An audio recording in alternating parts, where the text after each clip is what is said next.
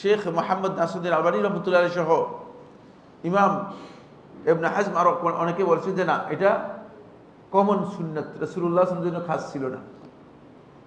কিন্তু আমি এটাকে একটা বড় ব্যাখ্যা দিয়েছি, আপনাদের খেয়াল আছে কিনা। সেই ব্যাখ্যাটুকু হচ্ছে এই, যদি কোনো ব্যক্তি তিনি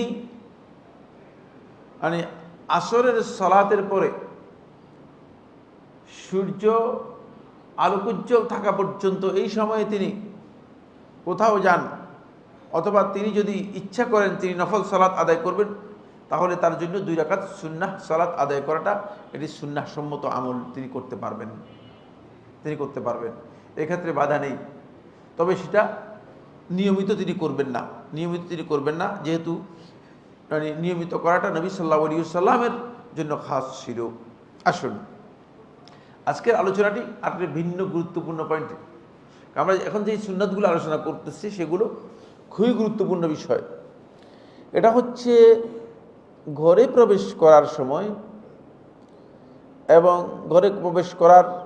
ঘর থেকে বের হওয়ার সময় 2 রাকাত সালাত আদায় করা প্রসঙ্গে।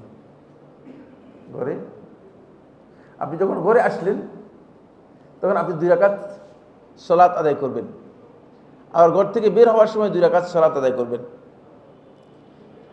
এই প্রসঙ্গে আলেমদের বক্তব্য প্রথমে আলোচনা করব, তারপরে আমি কনক্লুশনে যাব। রাসূলুল্লাহ সাল্লাল্লাহু আলাইহি ওয়াসাল্লাম সম্ভবত যখন ঘরে প্রবেশ করতেন, তখন আল্লাহ নবী সাল্লাল্লাহু আলাইহি ওয়াসাল্লাম এর সুন্নাহ ছিল যেগুলো, সেটা হচ্ছে নবী সাল্লাল্লাহু আলাইহি ওয়াসাল্লাম ঘরে প্রবেশ করার সময় প্রথমে নবী সাল্লাল্লাহু আলাইহি ওয়াসাল্লাম বিসমিল্লাহ বলে ঘরে ঢুকতেন এবং আসসালামু আলাইকুম সালাম দিতেন। এটা কমন সুন্নাত, এই ব্যাপারে আমাদের সকলেরই জানা আছে। এই মর্মে হাদিস রয়েছে, আন আবি হুরায়রা রাদিয়াল্লাহু তাআলা আনহু, আবু হুরায়রা রাদিয়াল্লাহু বর্ণনা করেন, তিনি বলেন ক্বাল রাসূলুল্লাহ সাল্লাল্লাহু আলাইহি ওয়াসাল্লাম, রাসূলুল্লাহ সাল্লাল্লাহু আলাইহি ওয়াসাল্লাম বলেছেন, ইজা দাখালা আহাদুকুম ইলা বাইতিহি, যখন তোমাদের মধ্যে কেউ তার ঘরে প্রবেশ করবে, ফালইউসাল্লিম আলা আহলিহি, সে যেন তার পরিবারের লোকদেরকে সালাম দেয়। সে যেন ঘরে প্রবেশ করার সময় সালাম দেয়। এই হাদিসের মধ্যে বিসমিল্লাহের কথা উল্লেখ নেই, উল্লেখ নেই, কিন্তু অন্য হাদিসের মধ্যে বিসমিল্লাহর কথা কি রয়েছে? উল্লেখ রয়েছে। সে কি বিসমিল্লাহ বলবে আগে না আগে সালাম দেবে? বিসমিল্লাহ বলবে আগে না সালাম দিবে? এই নিয়ে আলেমদের মধ্যে ইখতিলাফ রয়েছে। বিশুদ্ধ বক্তব্য হয়েছে সে বিসমিল্লাহ বলে ঘরে প্রবেশ করবে এবং তারপরে সালাম দিবে, কারণ আল্লাহ রাব্বুল আলামিনের নামটা মূলত শুরুতে আসাটা এটা তাবাররুক, এটা বরকতের বিষয়। আরেকটি বিষয় হচ্ছে ঘরে প্রবেশ করার জন্য বিসমিল্লাহ বললে, ঘরে যদি কোনো কারণে জিন শয়তান থাকে, তাহলে বিসমিল্লাহ বলার সাথে সাথেই জিন শয়তান কি হয়ে যায়? জিন শয়তান অন্ধ হয়ে যায় অথবা দূরে সরে যায়। এজন্য ঘরে যদি আপনি একাকী ঘরে প্রবেশ করে থাকেন, তাহলে আপনি ঘরে প্রবেশ করার আগেই আওয়াজ করে বিসমিল্লাহ বলবেন। সালাম দিয়েও আপনি আওয়াজ করে জোরে জোরে বিসমিল্লাহ বিসমিল্লাহ বিসমিল্লাহ এভাবে বলবেন। এটি হচ্ছে সুন্নাহ। কারণ জিন শয়তান যদি থাকে, তাহলে দুষ্ট জিন বা জিন থাকলে ঘর থেকে কি হয়ে যাবে? বেরিয়ে যাবে। আসেন, ফালইউসাল্লিম আলা আহলিহি, সেজন্য তার পরিবারের উপর সালাম দেয়, অর্থাৎ ঘরে যারা আছে তাদেরকে সালাম দেয়।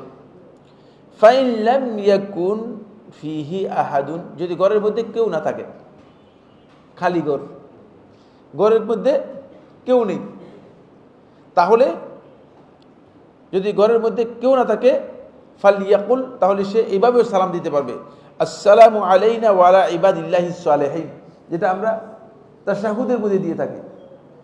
যদি আসসালামু আলাইকুম ওয়া রাহমাতুল্লাহ দেন, দিতে পারবেন। কারণ রাসূলুল্লাহ সাল্লাল্লাহু আলাইহি ওয়াসাল্লামের একাধিক সহিহ হাদিসের মধ্যে এসেছে সালাম দিবে, সেখানে সালামকে নির্দিষ্ট করা হয়নি। যেহেতু সালামকে রাসূলুল্লাহ সাল্লাল্লাহু আলাইহি ওয়াসাল্লাম নির্দিষ্ট করেন নেই, সেই ক্ষেত্রে এই সালাম আপনি না দিয়ে শুধু আসসালামু আলাইকুম দিয়েও আপনি প্রবেশ করতে পারবেন। আর যদি আপনি দেখেন যে না, ঘরের মধ্যে কেউ নাই, তখন সালামের আপনি শব্দ চেঞ্জ করতে পারেন, এই শব্দ দিতে পারেন। সেটা হচ্ছে এই আসসালামু আলাইনা ওয়া আলা ইবাদিল্লাহিস সালিহিন, সালামটা কমন করে দিলেন। এর ফজিলত কি? কে বলতে পারবেন? এর ফজিলতটা কি?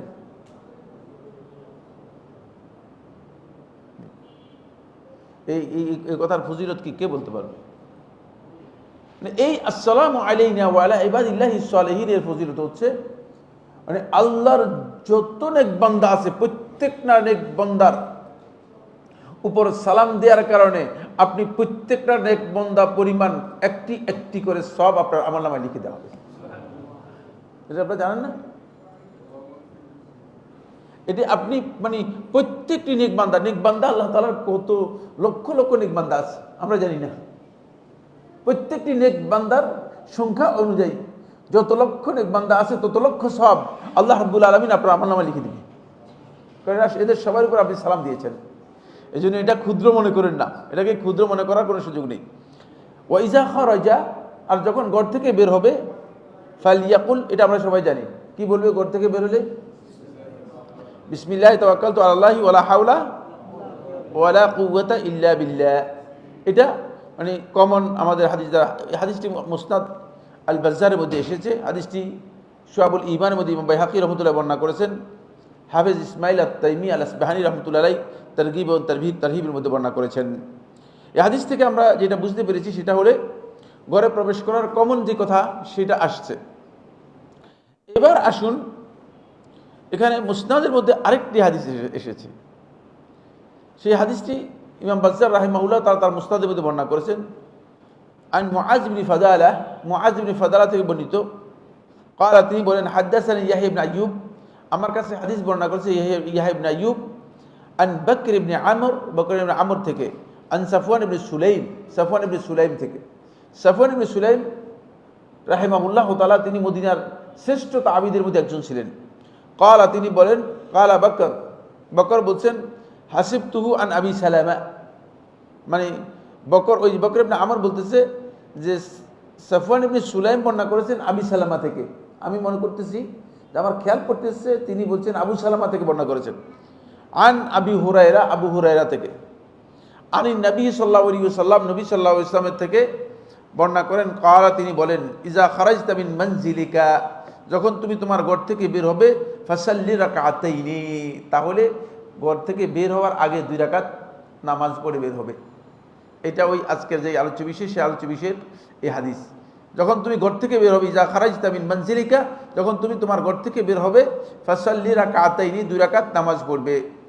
তামনাআনিকা মাখরাজাস সু, এই 2 রাকাত নামাজ তোমাকে ঘর থেকে বের হওয়ার পরে যত প্রকার অনিষ্ট আছে সকল অনিষ্ট থেকে তোমাকে বারণ করবে, বাঁচিয়ে রাখবে। সুবহানাল্লাহ। মানে এই 2 রাকাত নামাজ কত গুরুত্বপূর্ণ দেখছেন। যখন ঘর থেকে বের হবে তখন তুমি 2 রাকাত নামাজ পড়বে, তারপরে ঘর থেকে বের হবে। ওয়াইজা দাখালতা মানজিলাকা, আর যখন তুমি তোমার ঘরের মধ্যে প্রবেশ করবে, আর যখন তুমি তোমার ঘরে প্রবেশ করবে, ফাসাল্লি রাকাতাইনি, 2 রাকাত নামাজ পড়বে। তামনাআনিকা মাদখালাস সু, ঘরে প্রবেশ করার পর ঘরের মধ্যে যা সমস্যা আছে, অনিষ্ট আছে, সেগুলো থেকে এটা তোমাকে হেফাজত করবে, বাধা দেবে। তাহলে এটা খুবই গুরুত্বপূর্ণ, বোঝা যাচ্ছে। 1 নম্বর হচ্ছে এটা সুন্নাহ দ্বারা সাব্যস্ত হয়েছে। হাদিসটি ইমাম বাজ্জার রাহমাতুল্লাহ বর্ণনা করে তিনি বলেন, হাযাল হাদিস লা না'লামুহু ইউরবা আন আবি হুরায়রা ইল্লা মিন হাযাল ওয়াজহি, আবু হুরায়রা থেকে এই মানে সনদ ছাড়া অন্য সনদে বর্ণিত হয়েছে, এটা আমার জানা নেই। তবে হাদিসটিকে ইমাম ইবনে হাজার রহমতুল্লাহ আলাই, হাফিজ মুনাবি রহমতুল্লাহ আলাই এবং শেখ নাসিরুদ্দিন আলবানী রহমতুল্লাহ হাদিসটিকে সনদ সই বলেছেন। আমি সেটা হাদিসের সনদ আপনাদের সামনে আলোচনা করব, কারণ যেহেতু হাদিসের সনদটা এখানে খুবই গুরুত্বপূর্ণ। মূল কথা যেটা আমি বলতে চাচ্ছিলাম সেটা হলো এটি হচ্ছে সুন্নাহ। আপনি ঘর থেকে বের হবেন, 2 রাকাত নামাজ পড়বেন, আবার ঘরের মধ্যে যখন প্রবেশ করবেন তখন আপনি 2 রাকাত নামাজ পড়বেন। এটা এত গুরুত্বপূর্ণ যে মানে আপনি ঘরে প্রবেশ করলে ঘরে যদি কোনো অনিষ্ট থাকে, সে অনিষ্ট থেকে আপনাকে হেফাজত করবে।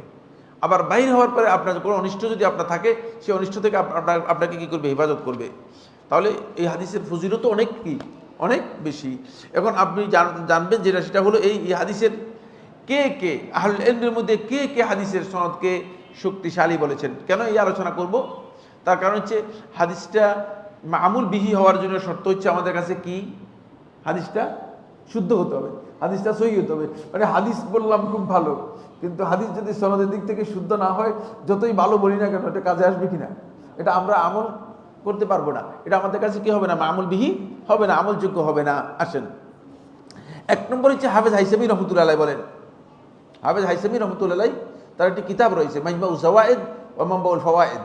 সেই কিতাবের মধ্যে হাফেজ হাইসামি রহমতুল্লাহ আলাইহি বলেন মাজমাউজ জাওয়ায়েদের মধ্যে, রাওয়াহুল বাজ্জার, ইমাম বাজ্জার তার মুসনাদের মধ্যে বর্ণনা করেছেন, ওয়া রিজালুহু মুআসসাকুন, এর বর্ণনাকারীগণ সবাই বিশ্বস্ত। এটা কে বলেছেন? ইমাম হাইসামি রহমতুল্লাহ আলাইহি। قال المناوي رحمه الله تعالى, ইমাম মুনাওয়ি রহমতুল্লাহ আলাইহি বলেন, قال ابن حجر, ইবনে হাজার হচ্ছে হাফেজ ইবনে হাজার, হাদিসুন হাসান, এটি হাসান হাদিস। ওলাউলা শাক্কু বাকরিন লাকান আলা শারতি সহিহ, ওই যে বকর ইবনে যায়েদ সন্দেহ করেছে আবু সালামা থেকে না আবু হুরায়রা থেকে, যদি এই সন্দেহটুকু না থাকতো, দেখছেন মুহাদ্দিসিনগণ হাদিস গ্রহণ করার ক্ষেত্রে কত সূক্ষ্ম দৃষ্টিভঙ্গি অবলম্বন করতেন। হাফেজ ইবনে হাজার রহমতুল্লাহ আলাইহি বলতেছেন, ওলাউলা শাক্কু বাকর, বকর যদি এই সন্দেহটা না করতো, যদি সরাসরি বলতো যে আবু হুরায়রা থেকে বর্ণিত, তাহলে সহি বুখারী অথবা সহি মুসলিমের শর্ত অনুযায়ী হাদিসটা সহি হয়ে যেত। কিন্তু সামান্য সন্দেহ করার কারণে হাদিসটা বলতেছে যে হাসান। দেখছেন কত গুরুত্ব দিয়েছে, সামান্য সন্দেহ। তিনি কি বর্ণনা করার ক্ষেত্রে আন আবি সালামা বলছে না আন আবি হুরায়রা বলছে, শুধু একটুক সন্দেহ হয়েছে। একটুক সন্দেহকে মুহাদ্দিসিন কেরামগণ সামান্যভাবে দেখেন নাই। এটার কারণে বলতেছেন হাফেজ ইবনে হাজার রহমতুল্লাহ আলাইহি ফয়জুল কাদিরের প্রথম খণ্ডে 334 পৃষ্ঠায় যে হাদিসুন হাসানুন। ক্বালা শাইখুল আলবানী রাহিমাহুল্লাহু তাআলা, শেখ মুহাম্মদ নাসিরউদ্দিন আলবানী রহমতুল্লাহ আলাইহি এই হাদিস প্রসঙ্গে বলেন, ওয়া হাযা ইসনাদুন জাইয়্যিদ, এই সনদটি উত্তম। রিজালুহু সিকাতুন রিজালুল বুখারী, এর বর্ণনাকারীগণ সবাই সহিহ বুখারীর বর্ণনাকারীদের অন্তর্ভুক্ত। মানে এদের রওয়ায়াত সবগুলো বুখারীর মধ্যে, বুখারীর রওয়ায়াত বর্ণনাকারী যদি হয় তাহলে আর প্রশ্ন উত্থাপন করা কি নয়, সহজ নয়। মানে ওয়াফি ইয়াহিয়া ইবনে আইয়ুব আল মিসরি কালামুন ইয়াসির লা ইয়াদুর, শুধু ইয়াহিয়া ইবনে আইয়ুব সম্পর্কে সামান্য কথা আছে। এটা কে বলতেছেন? নাসিরউদ্দিন আলবানী রহমতুল্লাহ বলছেন লা ইয়াদুরু, কিন্তু এটা ক্ষতি করবে না, মানে এটা ক্ষতিকর নয়। তাই যে কথা আছে ইয়াহিয়া ইবনে আইয়ুব সম্পর্কে, এটা সনদের দিক থেকে ক্ষতির কারণ নয়। এজন্য সিলসিলা আল হাদিস সহিহার মধ্যে 3য় খণ্ডের 315 পৃষ্ঠায় তিনি হাদিসটিকে জাইয়্যিদ বলেছেন। ওয়াকাদ সুইলা শেখ ইবনে উসাইমিন রাহিমাহুল্লাহু তাআলা, এই মাসআলা, এই প্রসঙ্গে শেখ ইবনে উসাইমিন রাহমাতুল্লাহি আলাইহিকে প্রশ্ন করা হয়েছে, জিজ্ঞেস করা হয়েছে, মা সিহহাতু হাযাল হাদিস, শেখ এই যে হাদিসটা আমরা শুনতে পাই যে মসজিদ ঘর থেকে যখন বের হবে তখন 2 রাকাত নামাজ পড়বে, আর ঘরে প্রবেশ করবে তখন কি 2 রাকাত নামাজ পড়বে, এই যে হাদিস শুনতে পাই, এই হাদিস সম্পর্কে আপনি বলবেন এই হাদিসটা অবস্থানটা কি? ইজা খরাজতা মিন মানজিলিকা ফাসাল্লি রাকাতাইনি তামনাআনিকা মিন মাখরাজিস সু, ওয়া ইজা দাখালতা ইলা মানজিলিকা ফাসাল্লি রাকাতাইনি তামনাআনিকা মিন মাদখালিস সু, ঘর থেকে বের হলে তুমি 2 রাকাত নামাজ পড়বে, ঘর থেকে ঘরে প্রবেশ করলে 2 রাকাত নামাজ পড়বে। ফাআজাবা রাহিমাহুল্লাহু তাআলা, শেখ ইবনে উসাইমিন রাহমাতুল্লাহ উত্তর দিয়েছেন। শেখ রাহমাতুল্লাহ বক্তব্য শুনেন, হাযাল হাদিসু গায়রু সহিহ, এই হাদিসটা সহিহ নয়। এটা কার বক্তব্য বলতেছি? শেখ ইবনে উসাইমিনের। ওয়ালা ইউমালু বিহি, এটা আমলযোগ্য নয়। লাকিন্নাল ইনসানা মা'মুরুন ইজা দাখালা বাইতাহু আন ইয়াতাসাওয়াকা আউওয়ালা মা ইয়াদখুলু সুম্মা ইউসাল্লিমু আহলিহি, মানুষ মানে স্বাভাবিকভাবে নবী সাল্লাল্লাহু আলাইহি ওয়াসাল্লামের সুন্নাহ থেকে যেটা আমরা পেয়েছি সেটা হলো মানুষদেরকে নির্দেশ দেওয়া হয়েছে যে ইজা দাখালা বাইতাহু, সে যখন ঘরে প্রবেশ করবে তখন সে মিসওয়াক করবে, ঘরে প্রবেশ করবে মিসওয়াক করবে, এবং আউয়াল মা ইয়াদখুল, সর্বপ্রথম যখন ঘরে প্রবেশ করবে, সুম্মা ইউসাল্লিমু আলা আহলিহি, তারপর সে তার পরিবার পরিজনকে সালাম দিবে। লিআন্না নবী সাল্লাল্লাহু আলাইহি ওয়াসাল্লাম, কেননা নবী সাল্লাল্লাহু আলাইহি ওয়াসাল্লাম কানা আউয়াল মা ইয়াবদাউ বিহি ইজা দাখালা বাইতাহু ইয়াতাসাওয়াক, নবী সাল্লাল্লাহু আলাইহি ওয়াসাল্লাম যখন ঘরে প্রবেশ করতেন তখন নবী সাল্লাল্লাহু আলাইহি ওয়াসাল্লাম প্রথমেই মিসওয়াক দিয়ে শুরু করতেন। এই মর্মে সহিহ হাদিস পাওয়া গেছে, এই মর্মে কি পাওয়া গেছে? সহিহ হাদিস পাওয়া গেছে। সুম্মা ইউসাল্লিমু আলা আহলিহি, তারপর তিনি তার পরিবারের পরিজন যারা আছে তাদেরকে সালাম দিতেন।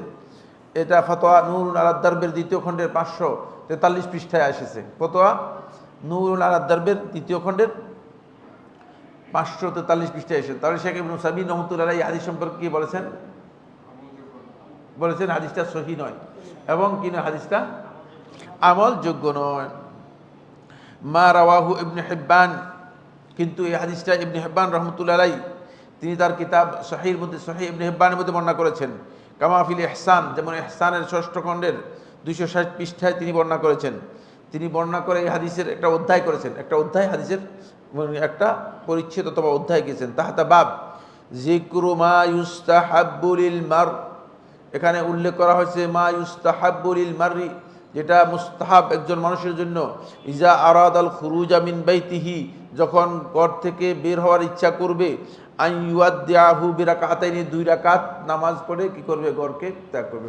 এখান থেকে বোঝা যায় ইবনে হিব্বান রাহমাতুল্লাহ হাদিসটিকে কি বলেছেন, যেহেতু সহি করেছেন, শুধু সহি করেছেন তা নয়, সহি ঘোষণা করেছেন তা নয়, তিনি একটা অধ্যায় দিয়েছেন, যে অধ্যায়ের মূল উদ্দেশ্য হচ্ছে যে কোনো ব্যক্তি যখন ঘর থেকে বের হবে তখন তাহলে তিনি কি করবেন, 2 রাকাত নামাজ পড়ে ঘর থেকে বের হবেন।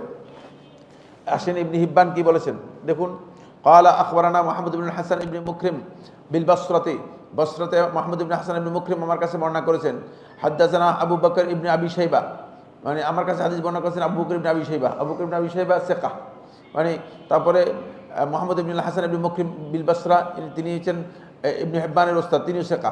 ক্বালা হাদ্দাসানা শারিক সিকা আনিল মিকদাদ ইবনে শুরাই, আনিল মিকদাম ইবনে শুরাই, মিকদাম ইবনে শুরাই থেকে, আন আবিহি, তার বাপ থেকে, আন আয়েশা থেকে, ক্বালা কুলতু লাহা, আয়েশা রাদিয়াল্লাহু আনহা, কুলতু লাহা, তাকে বললাম, বিআইয়ি শাইইন কানা ইয়াবদা রাসূলুল্লাহ সাল্লাল্লাহু আলাইহি ওয়াসাল্লাম ইযা দাখালা আলাইকি, রাসূলুল্লাহ সাল্লাল্লাহু আলাইহি ওয়াসাল্লাম বিআইয়ি শাইইন ইযা দাখালা আলাইকি, যখন রাসূলুল্লাহ সাল্লাল্লাহু আলাইহি ওয়াসাল্লাম ঘরে প্রবেশ করতেন, কি দিয়ে রাসূলুল্লাহ সাল্লাল্লাহু আলাইহি ওয়াসাল্লাম শুরু করতেন, কিভাবে ঘরে প্রবেশ করলে রাসূলুল্লাহ সাল্লাল্লাহু আলাইহি ওয়াসাল্লাম আমলটা কেমন ছিল, শুরুটা কি ছিল, রাসূলুল্লাহ সাল্লাল্লাহু আলাইহি ওয়াসাল্লাম যখন ঘরে প্রবেশ করতেন কিভাবে শুরু করতেন, ওয়াইজা খারাজা মিন ইনদিক, যখন ঘর থেকে বের হতেন রাসূলুল্লাহ সাল্লাল্লাহু আলাইহি ওয়াসাল্লাম কিভাবে কি করতেন। তাহলে এই হাদিস থেকে বোঝা যাচ্ছে যে রাসূলুল্লাহ সাল্লাল্লাহু আলাইহি ওয়াসাল্লাম কিভাবে করতেন সেটা বলছেন। ক্বালাত, তখন উম্মুল মুমিনিন আয়েশা রাদিয়াল্লাহু আনহা বর্ণনা করেন, তিনি বলেন, কানা ইয়াবদাউ ইজা দাখালা বিসওয়াক, যখন রাসূল সাল্লাল্লাহু আলাইহি ওয়াসাল্লাম ঘরে প্রবেশ করতেন তখন তিনি মিসওয়াক দিয়ে শুরু করতেন, মিসওয়াক দিয়ে শুরু করতেন। কিন্তু মিসওয়াকের পরে আয়েশা রাদিয়াল্লাহু আনহা কথা বলেন নাই যে তিনি সালাত পড়তেন না, এই কথা উল্লেখ করেন নাই। ওয়া ইজা খারাজা সাল্লা রাকাতাইনি, আর যখন বের হতেন তখন 2 রাকাত নামাজ পড়ে বের হতেন, যখন বের হতেন তখন 2 রাকাত নামাজ পড়ে বের হতেন। এই হাদিসের মধ্যে দেখা যাচ্ছে যেটা, সেটা হলো এই হাদিসে বের হওয়ার ব্যাপারে 2 রাকাতের কথা উল্লেখ রয়েছে, এই হাদিসে 2 রাকাতের কথা বের হওয়ার ব্যাপারে উল্লেখ রয়েছে। ফলে ইমাম ইবনে হিব্বান রাহমাতুল্লাহ আলাইহি যখন ওই যে অধ্যায়টা উল্লেখ করেছে, এই অধ্যায় দেখেন, অধ্যায়ের মধ্যে বলেছে ইউস্তাহাব্বু লিল মাররি, একজন ব্যক্তির জন্য মুস্তাহাব হচ্ছে, ইজা আরাদাল খুরুজা মিন বাইতিহি, যখন ঘর থেকে বের হওয়ার ইচ্ছা করবে, আন ইউআদ্দিয়াহু বিরাকাতাইনি, 2 রাকাত পড়ে ঘরকে বিদায় দিয়ে তারপরে বের হবে, 2 রাকাতের মাধ্যমে ঘর থেকে কি হবে, বিদায় নিবে, 2 রাকাত পড়ে ঘর থেকে, কিন্তু প্রবেশ করবে 2 রাকাত পড়বে, এই হাদিসের মধ্যে নেই, ইবনে হিব্বান এই হাদিসের মধ্যে নেই। ওয়া হাযা ইসনাদুন ফীহি শারীক আল কাদি, এই ইসনাদের মধ্যে শারীক আল কাদি রয়েছে, ওয়া হুয়া মাওসুফুন বিসুউল হিফজ, কেউ কেউ তাকে তার হিফজের মধ্যে ত্রুটি আছে বর্ণনা করেছেন। কামা আন্নাহু কাদ ওয়ারাদা আন্না হাতাইনি রাকাতাইনি হুমা রাকাতাল ফজর, কেউ কেউ বলেছেন যে এই 2 রাকাত নামাজ মূলত মানে ফজরের রাকাত ফজরের নামাজ ছিল, মানে এখানে অনেকে ব্যাখ্যা করেছেন। এখানে শুআইব আন-নাউত সহিহ ইবনে হিব্বানের তিনি কি করেছেন, সহিহ ইবনে হিব্বানের তাহকিক করেছেন।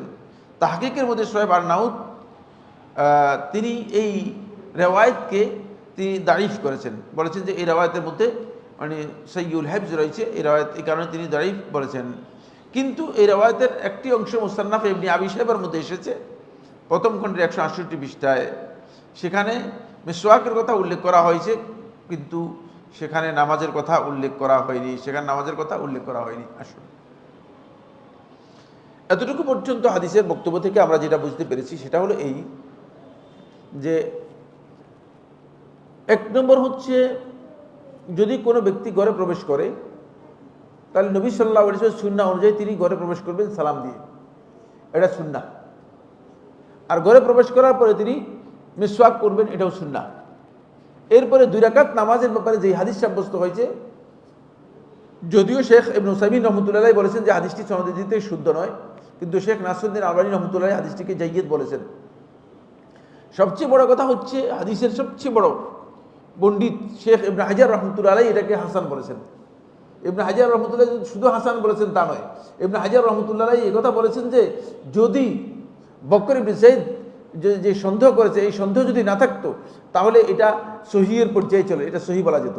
এবার সহির মানে আর বাকি সব বর্ণনাকারী সহি রয়েছে। সুতরাং এখান থেকে বোঝা যায় যে ঘরে প্রবেশ করার পরে তারপরে 2 রাকাত নামাজ পড়াটা এটা সুন্নাহ সম্মত আমল, সুন্নাহসম্মত আমল। কেউ যদি 2 রাকাত নামাজ পড়েন তাহলে এটা সুন্নাহ। কিন্তু আয়েশা রাদিয়াল্লাহু তাআলা এটা বর্ণনা করেন নাই। কেন আয়েশা রাদিয়াল্লাহু তাআলা বর্ণনা করেন নাই? এই জন্য, যেহেতু রাসূলুল্লাহ সাল্লাল্লাহু আলাইহি ওয়াসাল্লাম বেশিরভাগ ক্ষেত্রেই আল্লাহ নবী সাল্লাল্লাহু আলাইহি ওয়াসাল্লাম ঘরে যখন আসতেন, নবী সাল্লাল্লাহু আলাইহি ওয়াসাল্লাম 2 রাকাত সুন্নাহ নামাজ পড়তেন। নবী সাল্লাল্লাহু আলাইহি ওয়াসাল্লাম, আমরা সামনে আলোচনা করব, নবী সাল্লাল্লাহু আলাইহি ওয়াসাল্লাম নফল সালাতগুলো ঘরেই আদায় করতেন।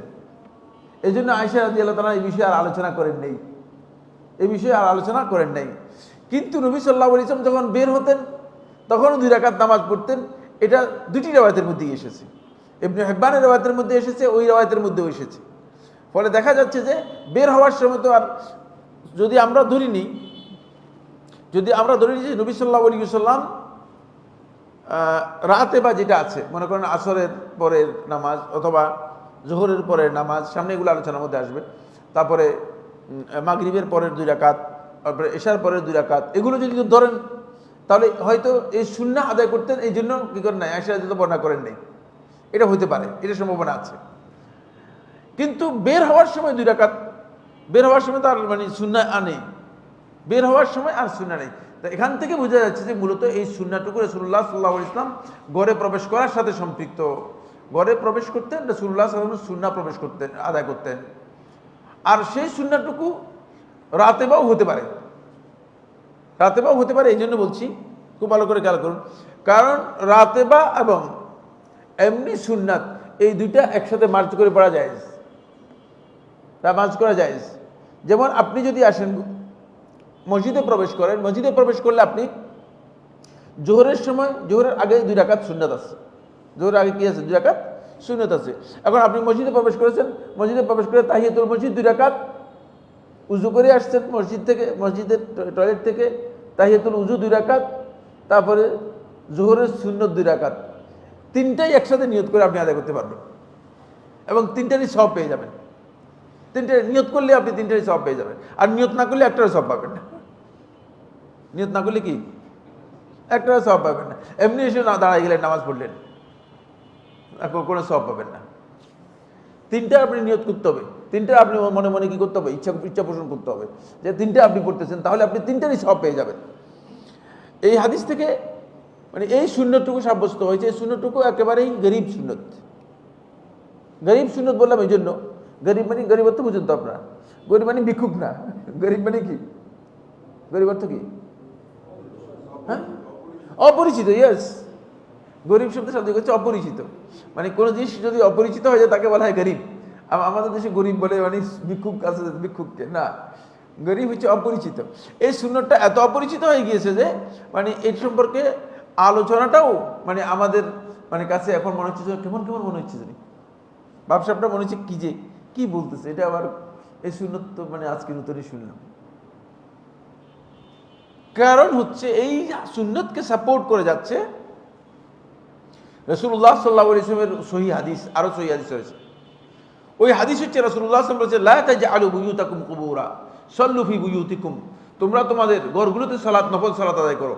লা তাজআলু বুয়ুতাকুম কুবুরা, তোমরা তোমাদের ঘরগুলোকে কবরে পরিণত করো না, তোমরা তোমাদের ঘরগুলোকে কবরে পরিণত করো না। তাহলে বোঝা যাচ্ছে যে নফল সালাত আল্লাহ রাসূল সাল্লাল্লাহু আলাইহি ওয়াসাল্লাম ঘরে পড়ার ব্যাপারে বলেছেন, ঘরে পড়ার ব্যাপারে বলেছেন। যেহেতু রাসূলুল্লাহ সাল্লাল্লাহু আলাইহি ওয়াসাল্লামের বক্তব্য আছে ঘরে নফল সালাত পড়ার ব্যাপারে, তাই ঘরে নফল সালাতটা সুন্নাহ দ্বারা কি হয়েছে, সাব্যস্ত হয়েছে। ওয়ালা তাজআলু বুয়ুতাকুম মাকাবির অথবা কুবুরা, তোমরা তোমাদের ঘরগুলোকে কবরে পরিণত করো না। কবরে পরিণত করো না অর্থ কি, হ্যাঁ কি মানে কবরে পরিণত করা না, এর অর্থ হচ্ছে এই মানে কবরের স্থানে সালাত আদায় করা জায়েজ নেই। সুতরাং যারা কবরের মধ্যে গিয়ে সালাত আদায় করতেছেন অথবা কবরস্থানের মধ্যে মসজিদ নির্মাণ করতেছেন অথবা মসজিদের সাথে কবর অথবা কবরের মানে পাশে মসজিদ নির্মাণ করেছেন, এদের সালাত হবে না। এদের সালাত কি, হ্যাঁ হবে না। রাসূল সাল্লাল্লাহু আলাইহি ওয়াসাল্লাম বলতেছেন ওয়ালা তাজআলু বুয়ুতাকুম কুবুরা, কারণ কবরের মধ্যে সালাতের জায়গা নেই। এই জন্য রাসূলুল্লাহ সাল্লাল্লাহু আলাইহি ওয়াসাল্লাম নিষেধ করে দিয়েছেন। বেশিরভাগ মসজিদের মধ্যে, মসজিদের লোকেরা আসে, মসজিদের মধ্যে অবস্থা এমন যে মসজিদে আর কবরস্থান এক। কোনো কোনো জায়গায় কবরস্থান নিচে, মসজিদ উপরে, এটাকে দেখছেন কিনা কেউ, হ্যাঁ? এই লোকগুলো কোথেকে আসছে আসলে, জঙ্গল থেকে তো এরকম লোক আসেনি, ঢাকা শহরের মধ্যে আছে। আপনারা মনে করতেছেন আমি মানে আসমান থেকে গেছি না, আমি এখানকার লোক, মানে ঢাকা শহরের মধ্যেই আছে। নিচে কবরস্থান আমি জানি না, আপনাকে বলিনি বলার জন্য কোথায় আছে, ঠিক আছে, আমরা বলতে চাচ্ছি না যেটা, কিন্তু ঢাকা শহরের মধ্যে আছে, নিচে কবরস্থান, উপরে কি, উপরে মসজিদ। আরো আরেক জায়গায় দেখলাম যে মানে কবর এই পাশ দিয়ে কবর পুরাটা, আর মাঝখান দিয়ে মসজিদ, মুসল্লিরা কবরের দিকে ফিরে নামাজ আদায় করতেছে। নামাজ পুরাটাই বরবাদ, নামাজ পুরাটাই কি বরবাদ, নামাজ পুরাটাই বরবাদ। সুতরাং সালাত সম্পর্কে আসলে জ্ঞান নেই, এই জন্য মানুষ মনে করেছে যে কবরস্থান যেটা সালাতের জায়গাও সেটা, মসজিদ আর কবরস্থান এটা দুইটা একই জিনিস। মানে এমন জ্ঞান আমাদের মধ্যে আসছে যে মসজিদ আর কবরস্থানকে আমরা কি করেছি, একসাথে মিলিয়ে নিয়েছি। এটা হলো আমাদের 3 নম্বর পয়েন্ট। 4 নম্বর পয়েন্ট আজকে আলোচনার প্রথম পয়েন্ট, মানে দ্বিতীয় পয়েন্টটা এটা অবশ্য অনেকের কাছে পরিচিত, অবশ্য অনেকের কাছে বেশ মানে পরিচিত হলেও কিন্তু আমল নেই। মানে পরিচিত ঠিক আছে, কিন্তু আমার কাছেও আমল নেই, আপনাদের কাছেও আমল নেই। আমরা যখন আলোচনা করবো তখন দেখবি যে আসলে আমল নেই। সেটা হচ্ছে ঘুম থেকে জাগার পরে আল ইস্তিনসারু সালাস মাররাত, 3 বার নাকে পানি দিয়ে নাক পরিষ্কার করে নেয়া, এটি ওয়াজিব। জুমহুর আলেমদের মধ্যে, জুমহুর আহলে হাদিসগণ এটাকে ওয়াজিব বলেছেন। ঘুম থেকে ওঠার পরে, ঘুম থেকে ওঠার পরে 2টি সুন্নাহ। একটি সুন্নাহ হচ্ছে ঘুম থেকে ওঠার পরে আপনি 2 হাতের কবজি পর্যন্ত 3 বার ধৌত করে নেবেন। বেশিরভাগ লোককে ঘুম থেকে ওঠার পরেই প্রথম হয়তো কেউ মোবাইলে কথা বলতেছে, অথবা বেশিরভাগ লোক নাস্তা খাওয়ার জন্য গিয়ে বসে রয়েছে, কিন্তু হাতও ধোয় নাই, মুখও ধোয় নাই।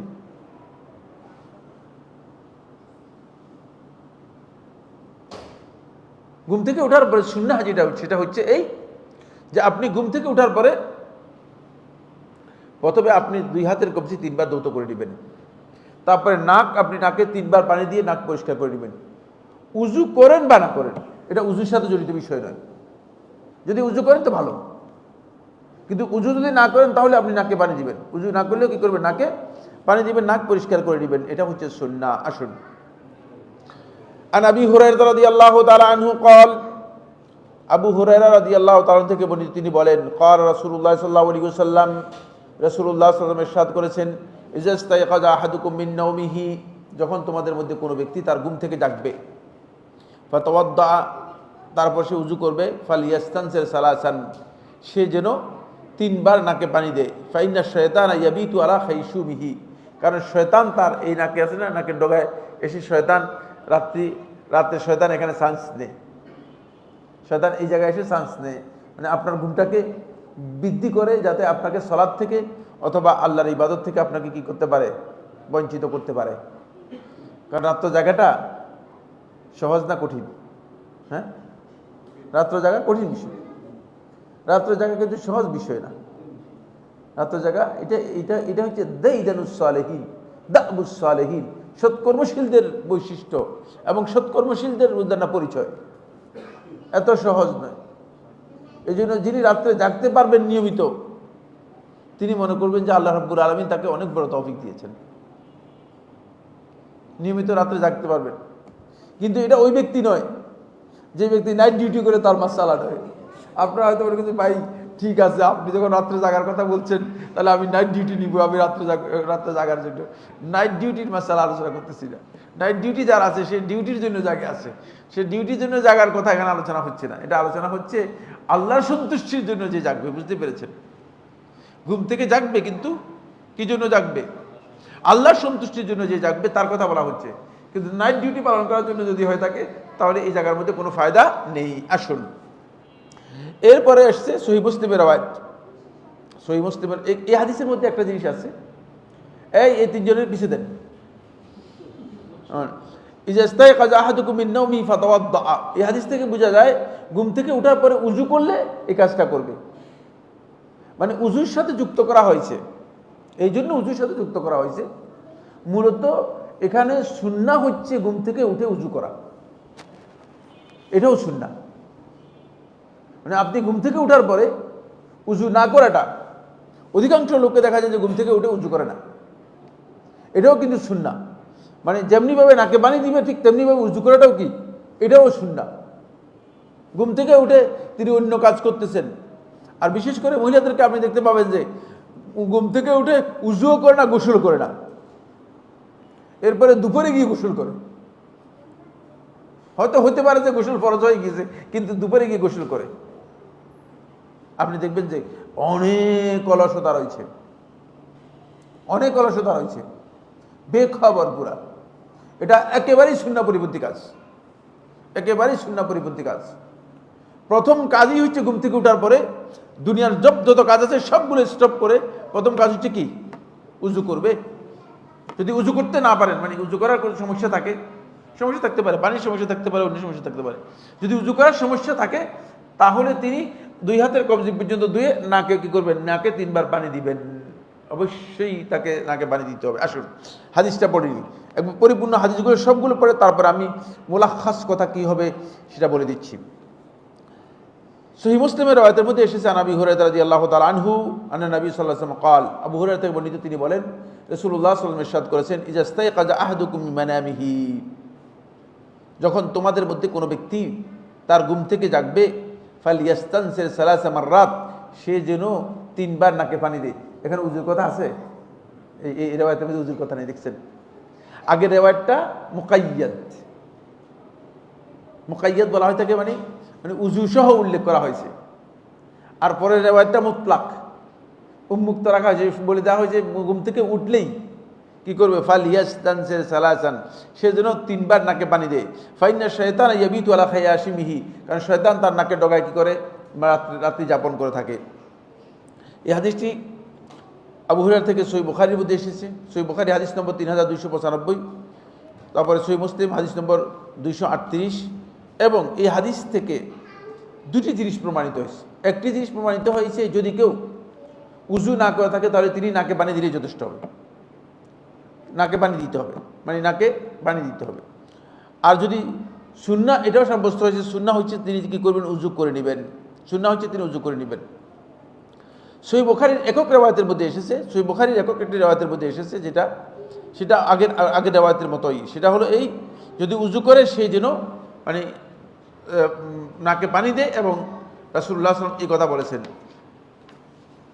ইমাম সানানী রহমতুল্লাহ আলাইহি তিনি বলেন, আল হাদিসু দলিলুন আলা উজুবুল ইস্তিনসার ইনদাল কিয়াম মিনান নাওমি মুতলাকান। এই হাদিস থেকে স্পষ্ট বোঝা যায়, এই হাদিস হচ্ছে দলিল আলা উজুবুল ইস্তিনসার, নাকে পানি দেওয়াটা ওয়াজিব হওয়ার ব্যাপারে, ইনদাল কিয়াম মিনান নাওমি মুতলাকান, ঘুম থেকে উঠার পর নাকে পানি দেওয়ার ব্যাপারে, মুতলাকান মানে উজু করবেন বা না করবেন এটা বাদ দিয়ে, মানে কমন, উজু করবেন অথবা না করেন, আপনার নাকে পানি দিতে হবে, এটা ওয়াজিব। এটা ইমাম সানানী এই বক্তব্য দিয়েছেন।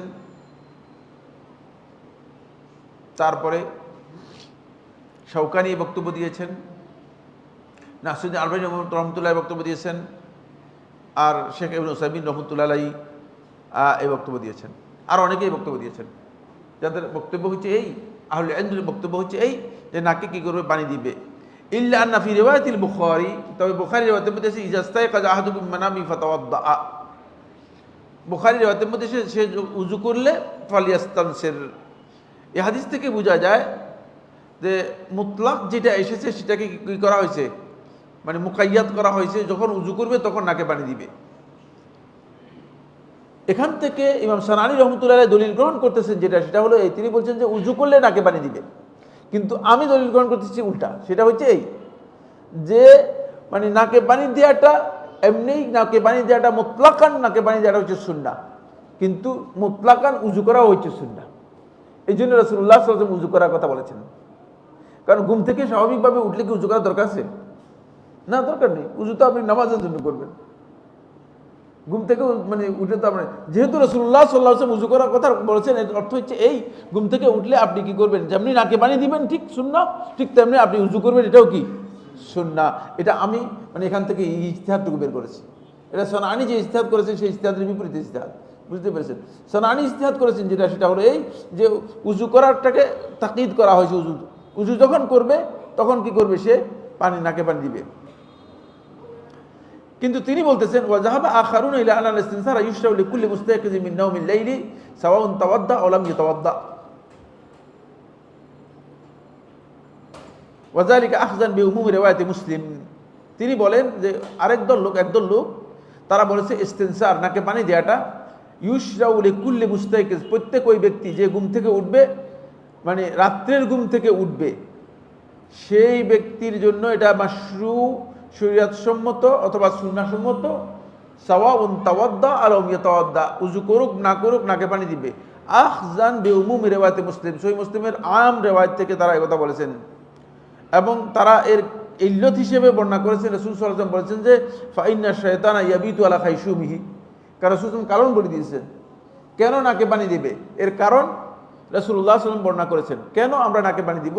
ফাইন্না শাইতানা ইয়াবিতু আলা খাইশুমিহি, কারণ শয়তান নাকে কি করে, নাকের ডগায় শয়তান বসবাস করে। এখান থেকে বোঝা যায় উযু করুক বা না করুক তাহলে নাকে পানি দেওয়াটাই হচ্ছে মূলত উদ্দেশ্য এবং নাকে পানি দিতে হবে, এটা বোঝা যায়। সারানি রহমতুল্লাহ বক্তব্যের মধ্যে আমি এক জায়গায় ইস্তেদরাক করেছি, সেটা হচ্ছে এই, তিনি বলেছেন মিন নাওমিল লাইল, রাত্রের ঘুম থেকে, এটা শুদ্ধ নয়। সেটা রাত্রের ঘুম থেকেও হতে পারে, দিনের ঘুম থেকেও হতে পারে।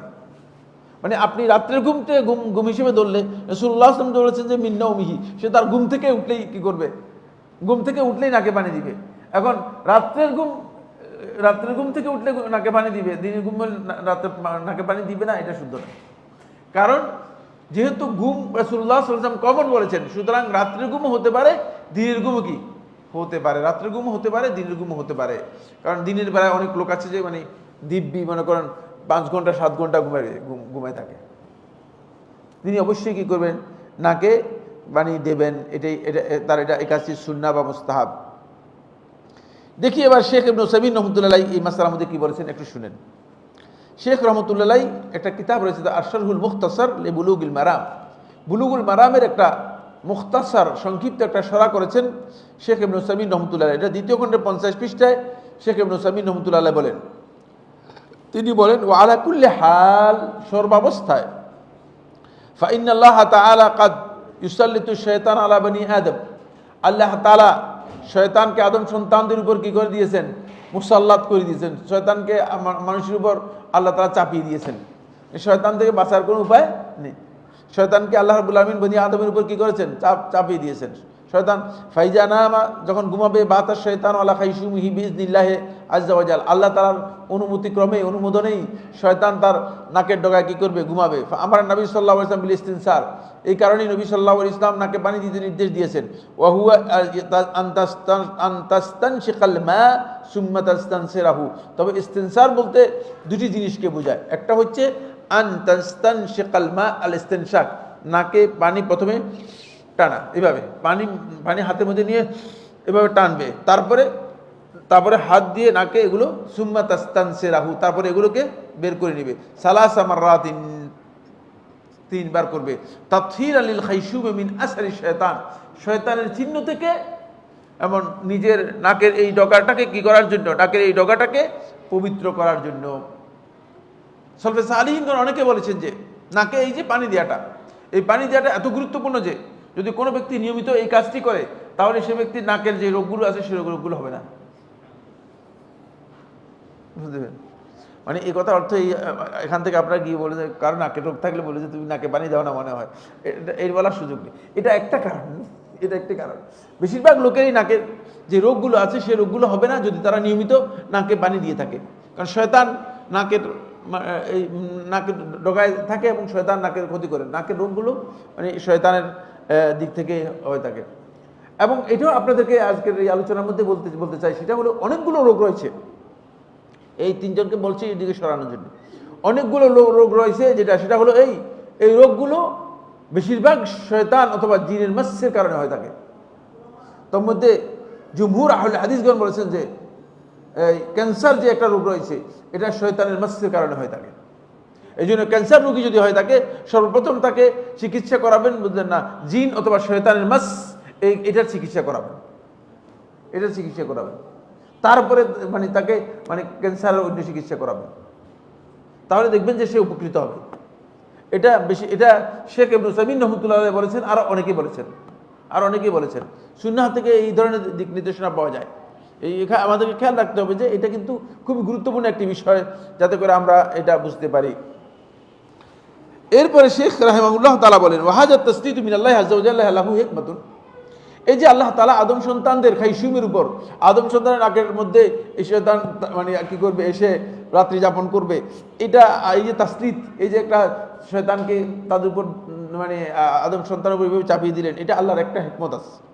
লাকিন্না লা না'লামু মা হিয়া, এর হিকমত কি আমরা জানি না।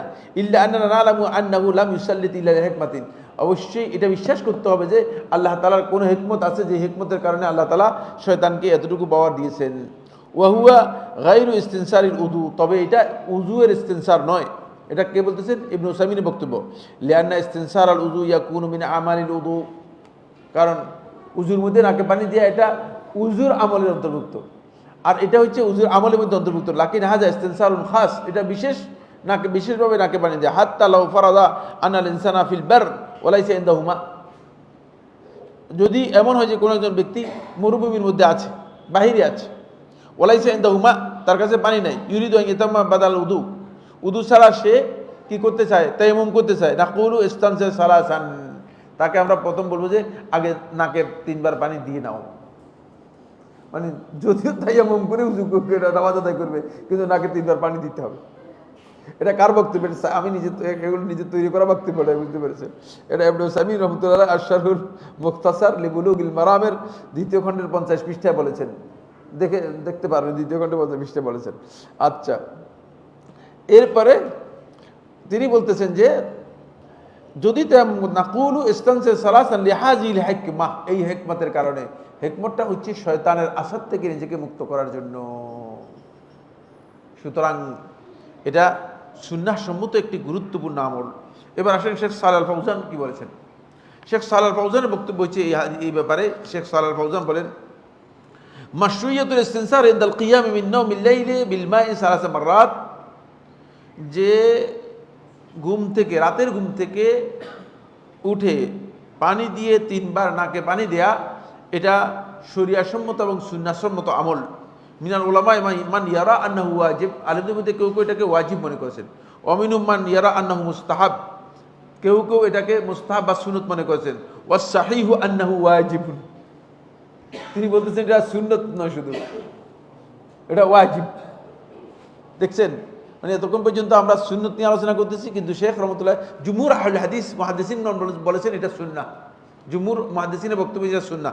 কিন্তু শেখ সালেহ আল ফাউজান বলতেছে ওয়াস সাহিহু আন্নাহু ওয়াজিব লিআন্না যাহিরাল আমরি আল উজুব, কারণ রাসূল সাল্লাল্লাহু আলাইহি ওয়াসাল্লাম এখানে নির্দেশ দিয়েছেন, আর নির্দেশের জাহিরি বক্তব্য বা নির্দেশের প্রকাশ্য যে দিক নির্দেশনা, সেটা হচ্ছে কি উজুবের জন্য, অব্লিগেটরি বুঝায়, অব্লিগেশন বুঝায়। ওয়ালাকিন হাল ইস্তানসির ওয়া হুয়া লাম ইউরিদুল উযু, কিন্তু সে কি নাকে পানি দিবে অথচ উযুর ইচ্ছা করবে না, মানে উযু করবে না, এমন কিনা। জাহিরুল হাদিস আন্নাহু ইস্তানসির কুল্লু মুস্তাইকিজিন মিনান নাওম, হাদিসের স্পষ্ট মানে সরাসরি বক্তব্য থেকে বোঝা যায় সেই ব্যক্তি ঘুম থেকে উঠলেই, মানে যে ঘুম থেকে উঠবে সেই কি করবে, নাকে পানি দিবে। ওলা ওলাম ইউরিদুল উযু, যদিও উযুর ইচ্ছা না করে, উযু করুক বা না করুক, উযু করলেও করতে পারে, উযু না করলেও কিন্তু কি করবে, নাকে পানি দেবে। ওয়ালাকিন ফি রিওয়ায়াতিল বুখারী তাকিদু যালিকা ফিমা ইজা আরাদাল উযু, কিন্তু বুখারী রিওয়ায়াতের মধ্যে এটাকে বলা হয়েছে যদি ইজা আরাদাল উযু, যখন উযুর ইচ্ছা করবে, ইজা আরাদাল উযু। ফায়ুহুল মুত্তাক ওয়াল মুকাইয়াদ ফি আন্নাহু ইজা ইস্তায়কাযা মিন নাওমি ওয়া আরাদাল উযু ফাইন্নাহু ইস্তানসির, এই বক্তব্য থেকে বোঝা যায় যে যেহেতু মুতলাক আর মুকাইয়াদ, কোথাও মুকাইয়াদ এসেছে উযুর সাথে নির্দিষ্ট করে এসেছে, কোথাও মুতলাক এসেছে, কোনো ধরনের উযুর কথা উল্লেখ করা হয় নাই, একবারে মানে নির্দিষ্ট করা ছাড়া এসেছে, মানে উন্মুক্ত এসেছে। সুতরাং ওই উন্মুক্ত বক্তব্যটাকে এটা উযুর সাথে যুক্ত করে বলেছে যে উযু করলেই তাহলে ইস্তিনসার করবে, এটা একদল আলেম বলেছেন। ওয়ামিনাল উলামা মান ইয়ারাল উমুম আন বিআন্নাহু ইস্তানসির ওয়া লাম ইউরিদু উযু, আলেমদের মধ্যে অধিকাংশ আলেমের বক্তব্য হচ্ছে এটা যে যদিও উযুর ইচ্ছা না করে তাহলে সে ইস্তিনসার করবে, কারণ হচ্ছে লিআনাল ইল্লাত আম্মাতুন, কারণ রাসূলুল্লাহ সাল্লাল্লাহু আলাইহি ওয়াসাল্লাম এই হাদিসের মধ্যে ইল্লতটা উল্লেখ করে দিয়েছেন। এই ইল্লত উযুর সাথে কি নয়, সম্পৃক্ত নয়, কারণ উল্লেখ করে দিয়েছেন। কারণটা কি? হ্যাঁ, শয়তান নাকে ঢোকে মানে ঘুমায়। সুতরাং এখান থেকে বোঝা যাচ্ছে যে তাই আহওয়াত এবং আনফা সুন্নাত হচ্ছে একজন ব্যক্তি কি করবে, তিনি ঘুম থেকে ওঠার সাথে সাথেই নাকে পানি দিবে। শেখ আব্দুল করিম আল খুদাইর তার এই হাদিসের ব্যাখ্যার মধ্যে তিনি বলেন, জাল হাদিস মুতলাকান লিমান আরাদা আন ইয়াতাওয়াদ্দা আও লাম ইয়ারিদ উযুহু হুনা। হাদিস কোথাও মুতলাক এসেছে, কোথাও মুকাইয়াদ এসেছে, কিন্তু বিশুদ্ধ বক্তব্য হচ্ছে যেটা, সেটা হলো এই হাদিসটাকে কমন ভাবে গ্রহণ করতে হবে। সেটা হলো যখনই ঘুম থেকে উঠবে তখনই কি করবে, 3 বার নাকে পানি দেবে, এবং এটাই হচ্ছে সুন্নাহ। তাহলে আমরা মুদ্রা কথা যেটা, সেটা হলো কোনো ব্যক্তি যখন ঘুম থেকে উঠবে তখন তার জন্য সুন্নাহ হচ্ছে তিনি 3 বার নাকে পানি দেবেন। 3 বার কী করবেন, নাকে পানি দেবেন, এবং 3 বার নাকে পানি দিয়ে তিনি নাক আগে পরিষ্কার করবেন। তারপরে তিনি যদি ইচ্ছা করেন উজু করবেন, অথবা ইচ্ছা করলে উজু না করবেন, সেটা তার বিষয়। আর এটা এই জন্য বলেছি যে এর যে কারণটুকু আছে, কারণটুকু রাসূলুল্লাহ সাল্লাল্লাহু আলাইহি ওয়াসাল্লাম, ইল্লতটুকু রাসূলুল্লাহ সাল্লাল্লাহু আলাইহি ওয়াসাল্লাম কি করেছেন, নির্দিষ্ট করে দিয়েছেন। কারণটা আল্লাহ নবী সাল্লাল্লাহু আলাইহি ওয়াসাল্লাম নির্দিষ্ট করে দিয়েছেন। আসুন আজকের 3 নম্বর পয়েন্ট। 3 নম্বর পয়েন্ট হচ্ছে যেটা, এটি খুব গুরুত্বপূর্ণ বিষয়। এটা আমরা অনেকেই, এই সুন্নতটা আমাদের আমলের মধ্যে নেই। মানে আগের সুন্নতটা আপনাদের সকলের আমলের মধ্যে আছে তো না? হ্যাঁ, একজনের আমলের মধ্যে নেই। আমার মনে হয় যেন বেশিরভাগের আমলের মধ্যে, ঘুম থেকে উঠার পরে উজু তো দূরের কথা, ঘুম থেকে উঠার পরে দৌড় টোড় দিয়ে অনেকে আছে যে বলছে যে মানে অফিসে গিয়ে উজু করবো, অসুবিধা নেই। হ্যাঁ, আর নাকে পানি দেওয়া তো দূরের কথা, কারণ উজু করার এই সময় নেই, বুঝতে পেরেছেন? উজু করার এই সময় নেই। এটা বেশিরভাগ লোকদের মূলত এই সুন্নাহ সম্পর্কে আমল নেই। অনেকের জানা আছে, আমল নেই। আর অনেকের জানাই নেই, অনেকের কি নেই, জানাও নেই, অনেকের জানাও নেই। আসুন 5 নম্বর সুন্নাহ সম্পর্কে জানেন কিনা, এটা খুবই গুরুত্ব। মানে 5 নম্বর, মানে আমার এখানে 5 নম্বর, আজকের আলোচনার 3 নম্বর, সেটা হলো আসসালামু ইনদাল ইনসিরাফ। যখন কোন একটা অনুষ্ঠান থেকে, কোন ব্যক্তির কাছ থেকে যখন বিদায় নেবেন, তখন সালাম দিয়ে বিদায় নেবেন। বিদায়টা কি হবে, শুরুটা কি হবে, শুরুও সালাম দিয়ে হবে, বিদায়টাও কি সালাম দিয়ে হবে। শুরুটা কি হবে, সালাম দিয়ে হবে, বিদায়টাও সালাম দিয়ে হবে। এটা হচ্ছে সুন্নাহ। কিন্তু দেখা যাচ্ছে যে আমাদের বেশিরভাগ লোকেই যখন বক্তব্য দেন, বক্তব্যের মধ্যে অনেক কথা, অমুক অমুক অমুক অমুক অমুক অমুক অমুক অমুক অমুক সাহেব, অমুক সভাপতি, সেক্রেটারি, মোতাল্লি, এই সেই সব কিছু বলে। এখন আমি আপনাদের সবাইকে স্বাগতম জানাচ্ছি, এবং সবাইকে আসসালামু আলাইকুম ওয়া রাহমাতুল্লাহ। এই সালামটা ঠিক হয়েছে কিনা? হ্যাঁ, এই সালামের হুকুম কি হবে? হ্যাঁ, এই সালামের হুকুম কি হবে জানেন কিনা? এই যে সালাম দিলে সালামের হুকুমটা কি হবে জানেন কিনা? না, আলোচনার মধ্যে আসবে, এখানে আলোচনার মধ্যে আসবে। এই জন্য বলছি যে এটা খুবই গুরুত্বপূর্ণ আলোচনা, বুঝতে পেরেছেন? আসেন এক নম্বরের আগে এটাতে যাই। তাহলে আসসালামু ইনদাল ইনসিরাফ, ইনসিরাফ হচ্ছে আপনি বিদায় নেওয়ার সময় সালাম দেয়া। ইযা ইনতাহা আর-রাজুলু ইলা মাজলিসিন, যখন কোনো ব্যক্তি কোনো মজলিস শেষ করবে, ফাসুন্নাতু ফি হাক্কিহি, তার এই ক্ষেত্রে সুন্নাহ হচ্ছে আন ইয়ালকিয়াস সালামা আলা আহলি হাযাল মজলিস, মজলিসের লোকদেরকে সালাম দিবে, সালাম দিয়ে সে বেরিয়ে যাবে। ফাইজা আরাদা আন ইয়াকুম ওয়া ইয়ানসারিফা ফালিয়ুসাল্লিম আলাইহিম মারাতান উখরা, যখন মজলিসে আসবে তখনও সালাম দিয়ে প্রবেশ করবে। ওইজা আরাদা আন ইয়াকুম, যখন মজলিস থেকে উঠার জন্য, বের হওয়ার জন্য চাইবে, ফালিয়ুসাল্লিম আলাইহিম মারাতান উখরা ক্বাবলা ইনসিরাফি, যাওয়ার আগেও তাদেরকে সালাম দিবে। ওয়াযালিকা লিমা রাওয়াহু আবু দাউদ, দলিল হচ্ছে যেটি আবু দাউদের সুনানের মধ্যে বর্ণিত হয়েছে, 5208 নম্বর হাদিস, হাদিস নম্বর 5208। ওয়া তিরমিজি ফি সুনান, ইমাম তিরমিজি সুনানের মধ্যে বর্ণনা করেছেন 2706 নম্বর হাদিস। ও হাসানাহু, এবং হাদিসকে হাসান বলেছেন। ও আহমদ বর্ণনা করেছেন হাদিস 7793 নম্বর হাদিস, 7793। আন আবি হুরায়রা রাদিয়াল্লাহু তাআলা আনহু, আবু হুরায়রা থেকে বর্ণিত, তিনি বলেন, ক্বালা রাসূলুল্লাহ সাল্লাল্লাহু আলাইহি ওয়াসাল্লাম, রাসূলুল্লাহ সাল্লাল্লাহু আলাইহি ওয়াসাল্লাম বলেছেন, ইযা ইনতাহা আহাদুকুম ইলাল মাজলিস, যখন তোমাদের মধ্যে কোনো ব্যক্তি মজলিসে প্রবেশ করবে, ফালিয়ুসাল্লিম, সেই মজলিসে প্রবেশ করবে সালাম দিয়ে। 2-3 জন এসে বসে গেছে, বুঝলেন না, আচ্ছা টুপ করে বসে গেছে, সালাম একজনও দেয়নি, দিছে কিনা? হ্যাঁ, সালাম দিয়ে প্রবেশ করবেন, সালাম দিয়ে প্রবেশ করবেন, বুঝতে পেরেছেন? সুন্নাহ হচ্ছে কি সালাম দিয়ে প্রবেশ করা, নাকি টুপ করে বসে যাওয়া? না, মসজিদে আসছেন আপনি, চোরের মতো আসবেন কেন মসজিদে? আপনি আসবেন মসজিদের লোক হিসেবে, আল্লাহর বান্দা, মসজিদে আসছেন, আপনি সালাম দিয়ে প্রবেশ করবেন। কিন্তু টুপ করে বসে যাওয়া মানে মনে হচ্ছে চুরি করে বসে গেলেন আর কি। না, চুরির কোনো জায়গা নেই, এখানে কোনো চুরির কোনো স্কোপ নাই, ক্লিয়ার কথা। মজলিসে আসতেন, হাদিস এটা সহিহ বুখারী এবং মুসলিমের হাদিস, না আবু দাউদ এবং তিরমিজির হাদিস। ওই যা আরাদা ইয়াকুম, যখন দাঁড়াবে, যখন মজলিস থেকে উঠে যাবে, ফালিউসাল্লিম, সে সালাম দিবে।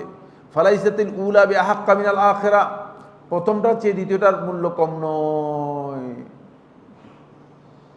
দুটাই সমান মর্যাদা বহন করে। ফালাইসাতিল উলা বিআহাক মিনাল আখিরা, মানে কোনটাকে কোন গুরুত্ব দিবেন, মানে আপনি কি প্রথমটাকে গুরুত্ব দিবেন না দ্বিতীয় গুরুত্ব, বলছে কোনটার গুরুত্ব, একটা গুরুত্ব একটা গুরুত্বের চেয়ে কি না কম নয়, দুটারই গুরুত্ব সমান। শেখ নাসরুদ্দিন আলবানী রহমতুল্লাহ সহিহ আবু দাউদের মধ্যে হাদিসটিকে সহিহ বলেছেন। আসেন এবার কাল আল মুবারকফুরি, ইমাম মুবারকফুরি রহমতুল্লাহ তুহফাতুল আহওয়াজি এর মধ্যে এর ব্যাখ্যার মধ্যে বলেন, কাল আত-তিবি, মোল্লা তিবি রহমতুল্লাহ এই হাদিসের ব্যাখ্যার মধ্যে বলেছেন, আই কামা আন্না তাসলিমাতাল উলা ইখবারুন আন সালামাতিহিম মিন শাররিহি ইনদাল হুদুর, প্রথম যখন আপনি সালাম দিলেন, মানে প্রথম সালাম দিয়ে আপনি বুঝাচ্ছেন যে আল্লাহ তাআলা তোমাদেরকে সকল প্রকার অনিষ্ট থেকে তোমাদেরকে কি করুক, আল্লাহ তাআলা মানে শান্তিতে রাখুক, আল্লাহ তাআলা শান্তিতে রাখুক। ফাকাযালিকা আস-সানিয়া, দ্বিতীয়টা যাওয়ার সময় বলতেছেন যে ইখবারুন আন সালামাতি মিন শাররিহি ইনদাল গায়বাতি, যে আমি উপস্থিত নাই, আমি চলে যাচ্ছি, আমার অনুপস্থিতিতে তোমরা ভালো থাকো। বুঝতে পেরেছেন? এই জন্য দ্বিতীয়টাও দোয়া, প্রথমটাও দোয়া। ওয়ালাইসাতি সালামাতু ইনদাল হুদুরি আউলা মিন সালামাতি ইনদাল গায়বাতি, যে মানে উপস্থিত হয়ে সালাম দেয়া আর চলে যাওয়ার মানে অনুপস্থিত থেকে সালাম দেওয়া, কোনোটাই একটা আরেকটা থেকে কি নয়, কোনোভাবেই কম নয়। বালিসানিয়াতু আউলা, বরং দ্বিতীয়টা বেশি শক্তিশালী, এই জন্য যেহেতু আপনি থাকতেছেন না তাদের জন্য দোয়া করে যাচ্ছেন, আপনি থাকতেছেন না তাদের জন্য দোয়া করে যাচ্ছেন। এ বক্তব্য কার? মোল্লা তিবি রহমতুল্লাহ। তিনি মোল্লা তিবি রহমতুল্লাহ হচ্ছেন মিশকাতের একটি সরা করেছেন, অনেক প্রসিদ্ধ সরা, এটাই মিশকাতের সবচেয়ে নির্ভরযোগ্য সরা, মিশকাতের সবচেয়ে কি নির্ভরযোগ্য সরা। এমন তুমি চলে আসছো মানে আমাদের প্রোগ্রাম ইয়ে করে দেওয়ার জন্য নাকি, বন্ধ করে দেওয়া, আর আরও কিছু কথা রয়ে গেছে, আমার আলোচনা শেষ হয় না, বুঝতে পেরেছেন কিনা, মানে শেষ হবে কবে এটা আমি জানি না, আলোচনা শেষ হওয়া দরকার। আচ্ছা, এরপরে তুহফাতুল আহওয়াজির মধ্যে কথা বলেছেন, قال الإمام النووي رحمه الله تعالى, ইমাম নববী রাহমাতুল্লাহ সহিহ মুসলিমের শারহের মধ্যে বলেন, জাহিরু হাযাল হাদিস, এই হাদিসের প্রকাশ্য অর্থ থেকে বোঝা যায়, আন্নাহু ইয়াজিবু আলাল জামাআতি রাদ্দুস সালামি আলা হাযাল্লাযী সাল্লামা আলাইহিম ওয়া ফারাকাহুম। এই হাদিস থেকে বোঝা যায় এই লোক, যে লোক যাওয়ার সময় তাদেরকে সালাম দিয়েছে, উপস্থিত জামাতে যারা আছে এদের সবাই তার সালামের উত্তর দিবে এবং তাকে বিদায় দিবে, সালাম থেকে বিদায় দিবে। ওয়াকাদ কাল আল ইমামান আল কাজী হুসাইন ওয়া সাহিবু আবু সাঈদ আল মুতাওয়াল্লি, শাফি মাযহাবের দুজন ইমাম কাজী হুসাইন এবং আবু সাঈদ আল মুতাওয়াল্লি বলতেছেন, জারাত আদাতু বা'দিন নাস বিসসালাম ইনদা মুফারাকাতিল কওম, এটা যখন বিদায়ের সময় বেশিরভাগ লোককেই দেখা যায় যে সালাম দিয়ে বিদায় নেয়। ওয়াজালিকা দুআউন ইউস্তাহাব্বু জওয়াবুহু ওয়া লা ইয়াজিব, বলতেছে যে এটা দোয়া, এটার উত্তর দেওয়াটা ওয়াজিব নয়। এটা কে বলেছেন? শাফি মাযহাবের দুজন ইমাম, একজন ইমাম কাজী হুসাইন, কাজী হুসাইন শাফি মাযহাবের অনেক বড় ইমাম, সাহেবুল উজু ছিলেন। এটা আপনারা বুঝবেন না, সাহেবুল উজু কাকে বলা হয় আপনারা ফিকহে যারা পড়েন না তারা বুঝবেন না। আর আবু সাঈদ আল মুতাওয়াল্লি, তিনিও শাফি মাযহাবের বড় ইমাম ছিলেন। এই দুজন বলতেছেন যে এটা যেহেতু দোয়া করে গেছে, এটা জবাব দেওয়ার দরকার নেই। কিন্তু ইমাম নববী রাহমাতুল্লাহ বলছেন না, জাহিরের হাদিস থেকে বোঝা যায় সালাম দিলেই কি করবে, উত্তর দিবে, এবং উত্তর দেওয়াটা ওয়াজিব বলতেছেন, উত্তর দেওয়াটা ওয়াজিব। কথা বুঝতে পেরেছেন? তাহলে উত্তর দিবে এবং উত্তর দেওয়াটা ওয়াজিব। সালাম দিল আর আপনার সবাই তাকাই রইলেন না, সালাম দিলে কি করবেন, জবাব দিবেন, এটা হচ্ছে উত্তম। কিন্তু তিনি বলছেন যে না, জবাব দিবে না, কারণ এটা তিনি দোয়া করে গেছেন।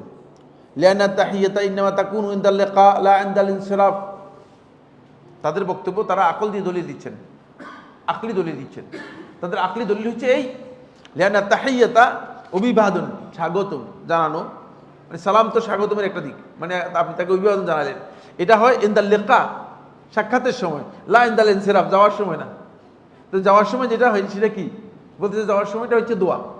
ওয়াহাদা কালামুহুমা, এটা হচ্ছে এদের দুজনের বক্তব্য, কাজী হুসাইন এবং কাজী আবু সাঈদ আল মুতাওয়াল্লির বক্তব্য। ওয়াকাদ আনকারাহুল ইমাম আবু বকর আশ-শাশি, আমাদের মানে শাফি মাযহাবের আলেমদের মধ্যে থেকে আবু বকর আশ-শাশি রাহমাতুল্লাহ আলাইহি, তিনি অনেক প্রসিদ্ধ আলেম ছিলেন, তিনি এটাকে ইনকার করেছেন। ওয়া ক্বালা হাযা ফাসিদুন, এই বক্তব্য একেবারেই ফাসিদ, বাতিল বক্তব্য, এটা ঠিক না। লিআন্না সালামা সুন্নাতুন ইনদাল ইনসিরাফ, চলে যাওয়ার সময়, বিদায়ের সময় সালাম দেওয়াটা হচ্ছে সুন্নাত। কামা হুয়া সুন্নাতুন ইনদাল জুলুস, বসার সময় যেভাবে সুন্নত। ওয়া ফিহি হাযাল হাদিস, এবং এই হাদিসটা এটা বোঝায়, হাযাল্লাযী ক্বালাহু শাশি, শাশি যে বক্তব্যটা দিয়েছে, ওয়া হুয়া সওয়াব, এটাই বিশুদ্ধ বক্তব্য। একথা বলতেছেন কিতাবুল আজকারের মধ্যে 268 নম্বর পৃষ্ঠায়, কে বলতেছেন? ইমাম নববী রাহমাতুল্লাহ আলাইহি। এবার ইমাম নববী রাহমাতুল্লাহ বক্তব্যের পরে বলতেছেন, ফালা শাক্কা আন্না ইফশা আস-সালাম মাতলুবুন, সালাম লোকদের মধ্যে প্রচার করা এটা অত্যন্ত গুরুত্বপূর্ণ একটি বিষয়। ওয়া হুয়া মিন আসবাবি হুসুলিল মাওয়াদ্দাতি ওয়াল মাহাব্বাতি ওয়া দুখুলিল জান্নাহ। সালামকে রাসূলুল্লাহ সাল্লাল্লাহু আলাইহি ওয়াসাল্লাম তিনটি সালামের ফজিলত বর্ণনা করেছেন। একটি হচ্ছে মানে ভালোবাসা, আরেকটি হচ্ছে নিজের মধ্যে সম্প্রীতি তৈরি হওয়া, আরেকটি হচ্ছে জান্নাতে প্রবেশ করার উপায়। তাই সালামটা অত্যন্ত গুরুত্বপূর্ণ। মুসলিম ব্যক্তি যখনই বের হবে অথবা মজলিসে প্রবেশ করবে তখনই সে সালাম দিবে, এবং এই মর্মে আহলে হাদিসগণ এই হাদিসগুলোকে সহি বলেছেন, এবং এটাই মূলত আমল বিহি, এটাই আমলযোগ্য। এখানে গুরুত্বপূর্ণ যে পয়েন্টটি নিয়ে আমি কথা বলবো, সেই পয়েন্টটা হচ্ছে, একদল লোক আছে মজলিসে প্রবেশ করে সালাম না দিয়ে, তাহলে তারা সুন্নাহ পরিপন্থী কাজ করলো। আরেকদল লোক আছে, তাদের বক্তব্য বা কথা আলোচনা শুরু করে এমনি অন্য কথা দিয়ে, তারপরে কথার মাঝামাঝি গিয়ে অথবা কিছু অংশ গিয়ে বলে যে এখন আমি আপনাদেরকে সালাম দিচ্ছি, আসসালামু আলাইকুম ওয়া রাহমাতুল্লাহ। এই লোকের সালামের মানে অবস্থাটা কি হবে? এটা কি মিন আদাবিল কালাম, কথার বক্তব্যের আদাবের অন্তর্ভুক্ত নাকি অন্তর্ভুক্ত নয়? সুন্নাহ হচ্ছে কোনো ব্যক্তি যখন মজলিসে উপস্থিত হবে, কথা শুরু করার আগে সে সালাম দিয়ে শুরু করবে। এটাই রাসূলুল্লাহ সাল্লাল্লাহু আলাইহি ওয়াসাল্লামের হাদিস। রাসূলুল্লাহ সাল্লাল্লাহু আলাইহি ওয়াসাল্লাম এইভাবেই সালাম দিয়ে শুরু করতে বলেছেন। সহিহ হাদিসের মধ্যে রাসূলুল্লাহ সাল্লাল্লাহু আলাইহি ওয়াসাল্লাম বলেছেন, এই হাদিসটি ইমাম আবুল কাসিম আত-তাবারানী রাহিমাহুল্লাহ তাআলা তার মুজামুল আওসাতের মধ্যে বর্ণনা করেছেন, যদি সালাম না দিয়ে শুরু করে মাঝখানে সালাম দেয়, তাহলে তার এই সালাম মর্যাদা পাবে না, সালামের সওয়াব পাবে না, সালামের উত্তর পাবে না। সালামের উত্তর দেয়া জায়েজ নেই। কি বলতেছে দেখেন, রাসূলুল্লাহ সাল্লাল্লাহু আলাইহি ওয়াসাল্লাম বলতেছেন, ক্বালা নবী সাল্লাল্লাহু আলাইহি ওয়াসাল্লাম, রাসূলুল্লাহ সাল্লাল্লাহু আলাইহি ওয়াসাল্লাম বলেন, মান বাদা বিল কালামি ক্বাবলা সালাম, যে ব্যক্তি কথা দিয়ে শুরু করে দিল ক্বাবলা সালাম, সালামের আগে, ফালা তুজিবু, তোমরা তার সালামের জবাবই দিবে না। সওয়াবের মানে সালামের সওয়াব পাবে না, সালামের জবাব পাবে না। সওয়াব মাইনাস, জবাব কি মাইনাস, দুইটাই মাইনাস। ফালা তুজিবুহু, হাদিসটাকে শেখ নাসরুদ্দিন আলবানী রাহমাতুল্লাহ হাসান বলেছেন। আরেক রাওয়ায়াতের মধ্যে এসেছে রাসূলুল্লাহ সাল্লাল্লাহু আলাইহি ওয়াসাল্লাম ইরশাদ করেন, আসসালামু ক্বাবলা সুয়াল, অবশ্যই সালাম হতে হবে কথা বলার আগে, প্রশ্ন করার আগে। ফামান বাদাআকুম বিসসুয়ালি ক্বাবলা সালাম, যে ব্যক্তি তোমাকে মানে প্রশ্ন করলো অথবা কোনো কথা বললো ক্বাবলা সালাম, সালামের আগে, ফালা তুজিবুহু, তার কথার উত্তর দিবে না, সালামের উত্তর দিবে না, সুয়ালের উত্তর দিবে না। এজন্য প্রশ্ন করবেন বুঝলেন আসসালামু আলাইকুম দিয়ে, মানে আমার প্রশ্ন আছে শুনেন না, সৌন্দর্য আছে হাদিস, কিন্তু এটা হাদিস। কারণ আল্লাহ রাসূল সাল্লাল্লাহু আলাইহি ওয়াসাল্লাম আমাদেরকে যেগুলো শিক্ষা দিয়েছেন, তা'দীবান ওয়া তা'লিমান, রাসূলুল্লাহ সাল্লাল্লাহু আলাইহি ওয়াসাল্লাম শিষ্টাচার শিক্ষা দিয়েছেন এবং তালিম আমাদেরকে শিক্ষা দিয়েছেন। ফাইজা দাখালা রাজুলুন আলা মাজলিস, যখন কোনো ব্যক্তি মজলিসে প্রবেশ করবে, ওয়া ক্বালা আইনা ফুলান মান রাআ ফুলানান ফালা তুজিবুহু, আপনারা জবাব দিবেন না। ক্লিয়ার বলে দিচ্ছি, সুন্নাহ নয়। এখানে এসে ঢুকে বলে অমুকে দেখি না কেন, অমুক কোথায়, এর প্রশ্নের উত্তর দিবেন না। এর প্রশ্নের উত্তর না দেওয়া হচ্ছে সুন্নাহ। দেখেন, ফাইজা দাখালা রাজুলুন আলা মাজলিসি, একবার অনুবাদ করে দিচ্ছি, যখন কোনো ব্যক্তি মজলিসে প্রবেশ করবে, ওয়া ক্বালা আইনা ফুলান, অমুক কোথায়, মান রাআ ফুলান, অমুকে দেখছো কিনা, ফালা তুজিবুহু, তাকে জবাব, বাল আল্লিমুহু আন ইউসাল্লিমা আউওয়ালান, বরং তাকে এটা শিখিয়ে দাও যে প্রথমে সালাম দাও, সুম্মা ইয়াসআল, তারপরে প্রশ্ন করবা। এটা ইসলামের মৌলিক বিষয়। এই জন্যই দাওয়াতুশ শরিয়া হাদিসের মধ্যে যেগুলো বর্ণনা করা হয়েছে, যে কোনো অবস্থাতেই মানে ইসলামী শরীয়তের আপনি কোনোভাবেই সালামকে ইগনোর করার সুযোগ নেই। আপনি সালাম দিয়ে মজলিসে প্রবেশ করবেন, আবার সালাম দিয়ে আপনি কি করবেন, শেষ করবেন। এই জন্য আপনি দেখবেন যে আমাদের দেশে জুমার খুতবা শুরু করে সালাম নেই। এটাকে শুরু করে কিনা, আসলে সালাম দেয় কিনা? না, সালাম দেয় না, সালাম দেয় না, সালামের নাম গন্ধ করি। এই লোকের জবাব দেওয়ার কোনো প্রয়োজন নেই। এই লোকের মানে সওয়াবও নেই, জবাবও নেই। এই লোকের সালামের জবাবও নেই, মানে সওয়াবও নেই, কোনোটাই নেই। আজকে এতটুকু পর্যন্ত। ইনশাল্লাহ আগামী ইয়েতে আসবে ইনশাল্লাহ আরেকটি গুরুত্বপূর্ণ পয়েন্ট, সেটা আরও গুরুত্বপূর্ণ পয়েন্ট, মুসাফা নিয়ে আসবে সালাতে। প্রশ্ন আছে কিনা? হ্যাঁ, 1 মিনিট বা 2 মিনিট সময় দিব। সময় কতক্ষণ? হ্যাঁ, উত্তরে যেতে হবে আমার। জি,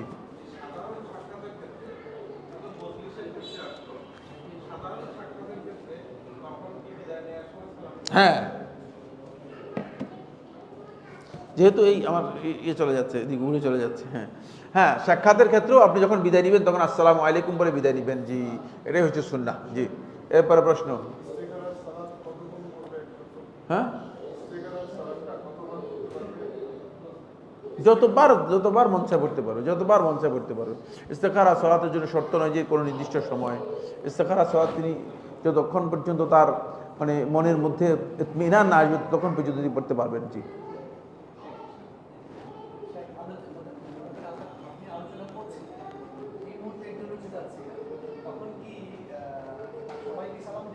তিনি সালাম দিয়ে বেরিয়ে যাবেন, তিনি সালাম দিয়ে বেরিয়ে যাবেন। পাশে যারা আছে তারা উত্তর দিবেন, অথবা সবাই শুনলে সবাই উত্তর দিবেন, কোনো অসুবিধা নেই। ঘরে ঢুকে দিবে, ঘরে ঢুকে সালামটা দিবে। জি,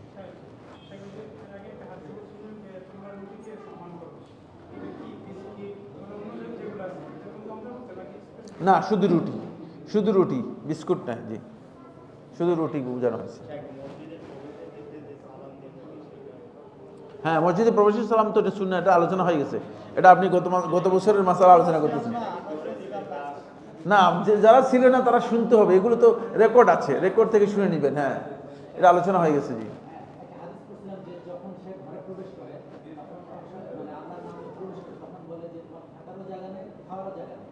শয়তান, এই জন্য তো বিসমিল্লাহর কথা বলেছি।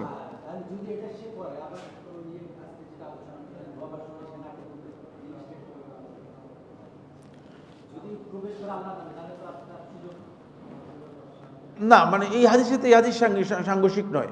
এটা তো হিকমত আল্লাহ তাআলা, যে আল্লাহ তাআলা এই তাসদীদ করে দিয়েছেন।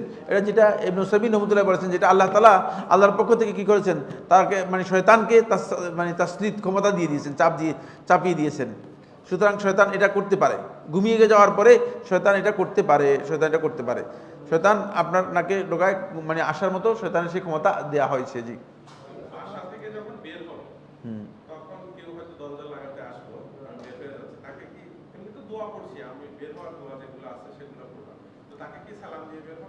না, দরজা লাগাতে আসছে তাকে সালাম দেওয়ার দরকার নেই, কারণ তার কাছ থেকে তো আপনি বিদায় নিচ্ছেন না।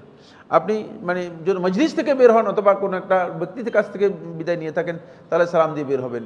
আর ঘর থেকে বের হওয়ার সময় যদি আপনি দেখেন যে ঘরের সবাইকে সালাম দেওয়ার মানে সবাই আছে, সবাইকে সালাম দিয়ে বের হতে পারেন, কারণ যেহেতু এটা মানে সুন্নাহসম্মত একটি আমল।